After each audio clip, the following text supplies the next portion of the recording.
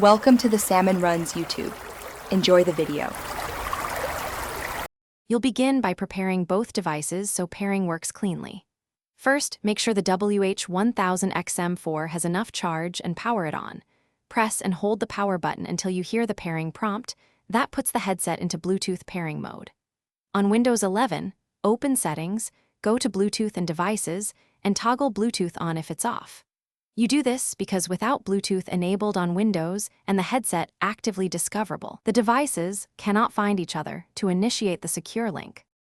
Once your headset is discoverable, click Add Device, then choose Bluetooth. You'll see an entry like WH1000XM4 or Sony WH1000XM4. Select it and accept any pairing prompts. Windows usually pairs without a PIN for modern headsets, so just confirm. After pairing, open Sound Settings and set the XM4 as the default output and input if you'll use its mic.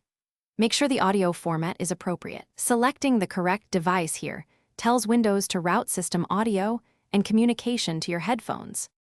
You're nearly done. Play a short audio file and speak into the mic to verify input. If sound is low or choppy, change the audio format in Advanced Device Properties or switch Bluetooth audio profiles. Make sure no other device is actively connected to the XM4. If pairing fails, unpair the headset from Windows and the headset's pair list, then retry. As a key troubleshooting tip, update or reinstall your PC's Bluetooth drivers and restart the Bluetooth service. That resolves.